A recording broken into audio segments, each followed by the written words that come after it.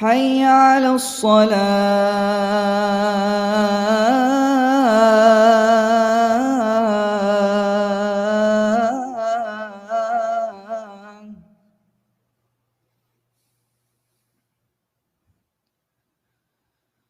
حي على الفلاح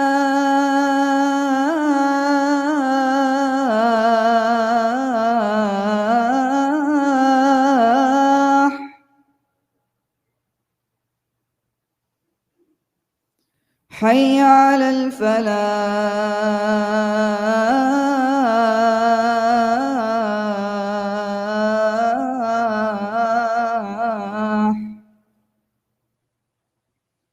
الله أكبر الله أكبر لا إله إلا الله.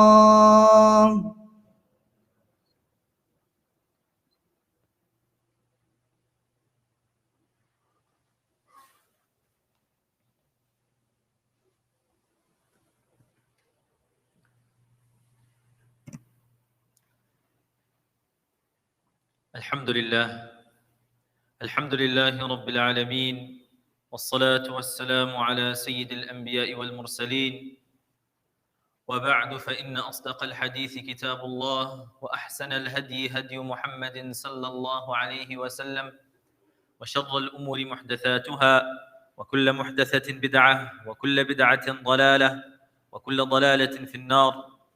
قال الله تبارك وتعالى: يا أيها الذين آمنوا اتقوا الله حق تقاته ولا تموتن إلا وأنتم مسلمون. وقال: يا أيها الناس اتقوا ربكم الذي خلقكم من نفس واحدة وخلق منها زوجها وبث منهما رجالا كثيرا ونساء، واتقوا الله الذي تساءلون به والأرحام إن الله كان عليكم رقيبا. وقال: يا أيها الذين آمنوا اتقوا الله وقولوا قولا سديدا يصلح لكم أعمالكم ويغفر لكم ذنوبكم، ومن يطع الله ورسوله فقد فاز فوزا عظيما. وقال عليه الصلاة والسلام: إياكم والظن فإن الظن أكذب الحديث. The concept of lying is something even children understand to be wrong. If you're speaking to someone, it's a universally accepted fact that you should not ever lie to the person that you're communicating with. That is a breach of trust. Al-kadhib, lying. And the Prophet ﷺ reminds us that if you lie once, you lie twice, eventually when it becomes a habit, it can lead to your destination in the afterlife being the pit of Jahannam, because it becomes a characteristic that defines who you are. So lying is understood to be wrong. What about a thought? Could a thought be on the same level as a lie? We would generally think not. It's only a thought. Why would a thought be the same as lying? However, the Prophet ﷺ, he tells us, إِيَّاكُمْ وَالظَّنِّ فَإِنَّ الظَّنَّ أَكْذَبُ الْحَدِيثِ. We all accept lying to be problematic and wrong.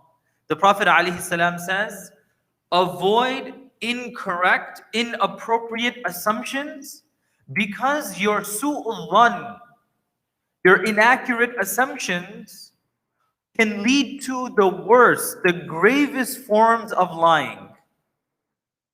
Allah subhanahu wa ta'ala tells us, اجتنبوا كثيرا من الظن فإن بعض الظن إثم. That some forms of assumptions, thinking of other people is a grave sin in the sight of Allah subhanahu wa ta'ala. Now, let's look at a practical example to see how an assumption can be worse than a sin. How? How is this possible? Because the Prophet ﷺ tells us that a dhann, inappropriate assumptions, can lead to something worse than lying. It's the worst form of lying. A person is driving And I'm driving behind this person and I'm going to the masjid, and the person who's driving happens to be my neighbor. I'm assuming they're going to the masjid as well for Jumu'ah. Instead of driving into the masjid, this person carries on and goes somewhere else, and I go into the masjid. In my mind, I know that this person is a Muslim. I know this person should be coming to the masjid since it's Jumu'ah. However, the person does not go. If the person does not go to the masjid, my first thought is, this person is a bad Muslim. This person does not practice properly. So this is a dhann. This is an assumption. I have no grounds for it. For all that I know, this person could be going to the hospital. They might be going to another masjid. They may be going somewhere and coming back to the masjid. So that's an assumption. Still, it's not worse than a lie, correct? However, it can get worse. I go to the masjid now, I meet a few brothers and I say, hey, do you know that this person's supposed to be coming to the masjid, but they're not coming to the masjid. The person is away from their deen. The person doesn't care about their deen anymore. So what was a thought now grows into this monster of a rumor. And then that rumor spreads and it spreads and it festers and festers until it reaches a point that people are talking about this person. It leads to ghiba, it leads to lies, it leads to a whole sort of negative things just from one assumption. And that is what the Prophet ﷺ is telling us. إِيَّاكُمْ وَالظَّنِّ. Do your best to avoid incorrect assumptions, because that is going to lead to something أَكْذَبُ الْحَدِيثِ, the worst of lies. And lying, as we've accepted, is a breach of trust that disunites the hearts. So we understand that su'ul dhann is a problem. What can I do to identify this problem in my life and to avoid it? Because I may not even say something, but I can have a thought. And as that thought gets worse and worse, and I speak to someone else, and I speak to someone else, and this rumor is created about this individual who has nothing to do with what I'm saying, it's only going to make matters worse. What's the first thing that I should do? Ibn Sirin, rahimahullah ta'ala, he tells us, when you receive news about someone that doesn't match up, that seems inappropriate, فَاطْلُبْ لَهُ عُذْرًا. The first responsibility that you have is to seek an excuse for your Muslim brother or your Muslim sister. Perhaps the person had an excuse, had an emergency. Perhaps X, Y, and Z. I'm shopping, I see someone pick up some food or some drink and I know it's haram. And I think to myself, first thought, wait, this person's eating and drinking haram. Wait, let me hold the reins. Perhaps the person doesn't even know it to be haram. Perhaps the person has another excuse. فَاطْلُبْ لَهُ عُذْرًا. My first responsibility is to find an excuse for this individual. فَإِن لَمْ تَجِدْ لَهُ عُذْرًا فَقُلْ لَعَلَّ لَهُ عُذْرًا وَلَكِنْ لَا أَعْرِفُهُ.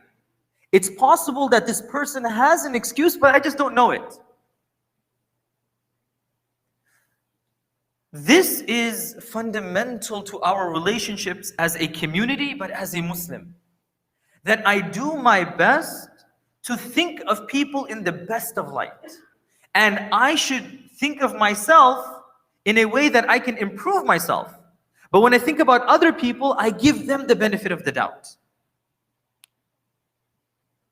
And this can have grave consequences. Once the Sahaba radiallahu ta'ala anhum, they were in a small battle, a skirmish, with the tribe of Juhayna. So the Sahaba, they arrive, the battle begins, and Usama radiallahu anhu and a Sahabi from the Ansar, they notice one particular person who isn't supported or flanked by anyone to help him.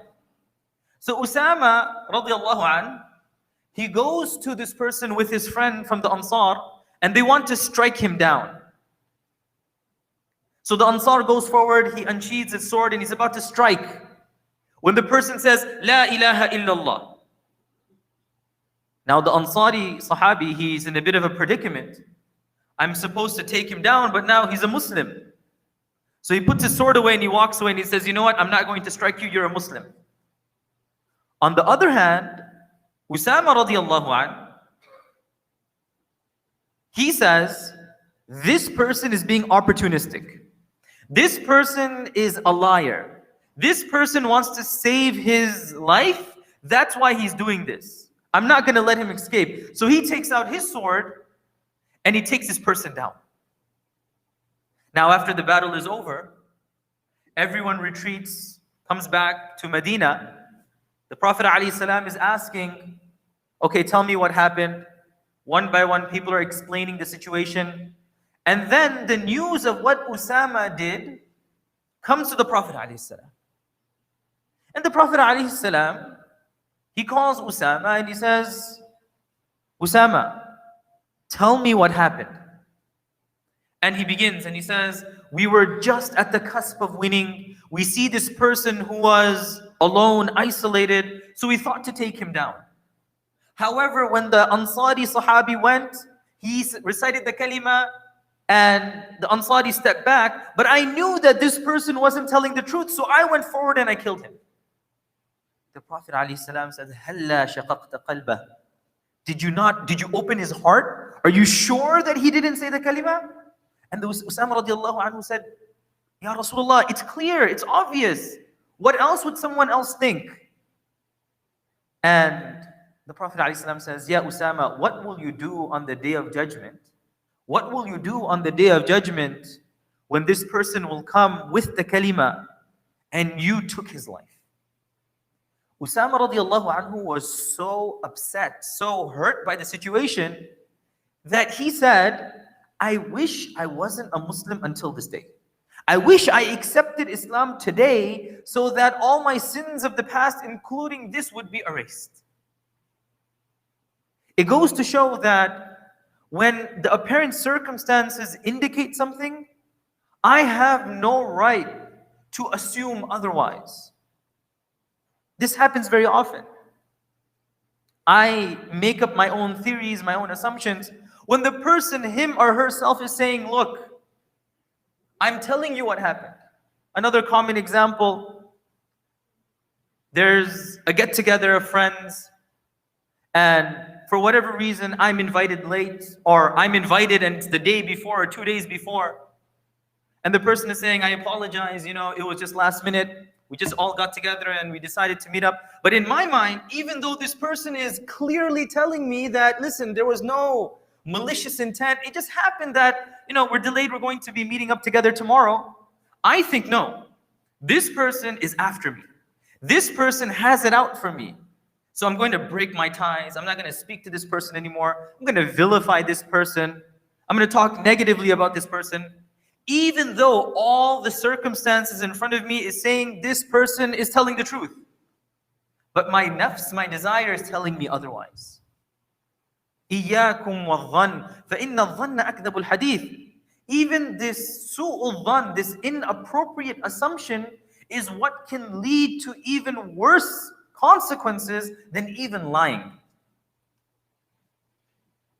Yes, if I have a basis for why I feel a particular way, then the Sharia allows me to act on that. But I need evidence. A perfect example, it's 1 o'clock at night.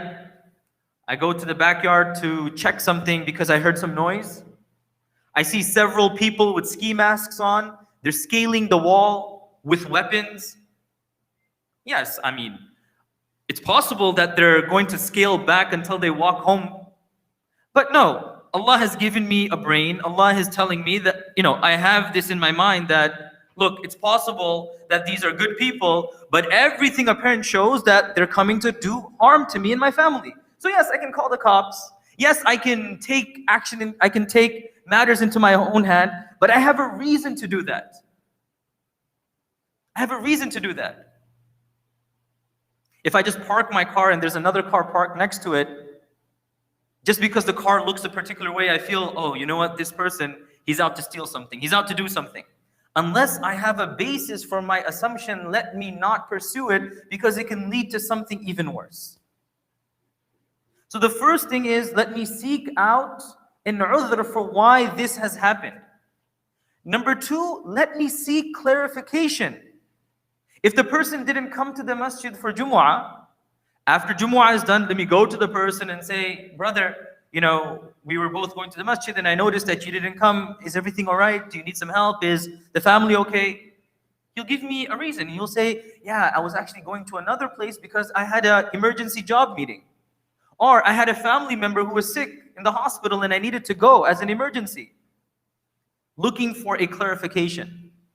During the time of Uthman radiallahu ta'ala anhu, when Umar radiallahu anhu was the Khalifa, Uthman was sitting in the masjid one day. When Sa'ad bin Abi Waqqas, he comes into the masjid, he sees Uthman and he greets him. He says to Uthman, Assalamu alaikum wa rahmatullah. Instead of responding to Sa'ad, Uthman radiallahu anhu looks at him with wide eyes. And he stares at him for a moment until Sa'ad gets upset and just walks away. The narrations found in the Musnad of Imam Ahmad. Sa'ad is so upset that he goes to Umar and he says to Umar, أَحَدَثَ فِي الْإِسْلَامِ شَيْءٌ? Did Islam change? أَحَدَثَ فِي الْإِسْلَامِ شَيْءٌ? Did Islam change? He says it twice. And Umar is a bit confused. He says, وَمَا ذَاكَ يَا سَعْدْ? He said, I went to give salam to our brother Uthman, but instead of responding to my salam, he gives me a very awkward look. He looks at me in a very inappropriate way. He's just staring at me. So Umar radiallahu anhu, the first thing that he does, before announcing it to the people, hey, everybody look, Uthman doesn't give salam. Let's start a conversation about him. Let's start spreading rumors of how negative of a human being he is. No, what's the first thing that he does? فَأَرْسَلَ عُمَرْ إِلَى عُثْمَانَ. He sends someone to ask for clarification. Ask for clarification. And what's that clarification? Uthman, what happened? So Uthman comes and he says to the Amir al-Mu'mineen, Wallahi, he takes an oath, I'm not sure what you're talking about. I don't ever recall seeing Sa'ad. And then on the other hand, فَحَلَفَ Sa'ad. Sa'ad says, Wallahi, I gave him salam. And they're having this back and forth, back and forth. And then eventually, Uthman says, you know what, you're right. Now that I think about it, a few days ago, I recall you came to the masjid, you gave salam, and I didn't respond. Now that I remember, let me explain to you what happened. And then he explains. He says, there's a hadith of the Prophet ﷺ about making the dua, Subhanaka la ilma lana illa ma 'allamtana, la ilaha illa anta subhanaka inni kuntu min adh-dhalimin. La ilaha illa anta subhanaka inni kuntu min adh-dhalimin. This dua, whenever I remember this dua, I am so out of the zone. I am so at a loss for my senses that I have no clue what's happening around me. And it so happened that when you entered the masjid that day, I was remembering this dua of La ilaha illa anta subhanaka inni kuntu min adh-dhalimin, that I froze. I lost my senses. And you may have given me salam, you may have been talking to me, but I did not recognize you. I did not even realize. So I apologize. And eventually they made up. So this is a perfect example. Sa'ad, he gives him salam, so he's understandably upset. Umar radiallahu anhu wasn't there to witness anything, so he goes and he asks for clarification. He asks for clarification, which Uthman duly provides. And that is the second thing that we need to do. When anything happens, I need to seek clarification. If I don't seek clarification, then what's going to happen is in my heart is going to get worse and worse. It's going to eat me up. I'm going to think about that person in a particular light because I can't unsee what I already saw. I rather should seek clarification than let it destroy my heart and let it fester and become a rumor and get worse and worse. So in summary, in order for our relationships to be strong, in order for us to be united as a community, as a Muslim ummah, we owe it to ourselves and to one another to think of each other in the best light, to never jump to the most negative conclusion and never harbor an inappropriate assumption unless I have reason to do so. If we learn anything from the case of Usama radiallahu anh, on the day of judgment, my actions, my assumptions that lead to actions can have grave consequences. And as we learn from Uthman radiallahu anhu, when we hear something, when we see something and we're not sure, let's seek clarification before making a big scene out of it and making it a reason for me to remorse and regret on the day of judgment. And to conclude, as we remember the hadith of the Prophet ﷺ, إِيَّاكُمْ وَالظَّنِّ فَإِنَّ الظَّنَّ أَكْذَبُ الْحَدِيثِ, that your assumption may just be an assumption, but it's like a seed, and when you plant that seed, it's going to grow and grow and grow and grow into something much larger. So when that seed of a dhann, assumption, is planted in my head, let me make sure to attend to it before it grows into something that will ruin my akhirah, because I am undermining the rights of my brothers and sisters. May Allah subhanahu wa ta'ala inspire us to strengthen our relationships. May Allah subhanahu wa ta'ala allow us to have husnul dhann of one another. And may Allah subhanahu wa ta'ala allow us to look at each other in the best of lights. أقول قولي هذا وأستغفر الله لي ولكم ولسائر المسلمين فاستغفروا فيا فوز المستغفرين.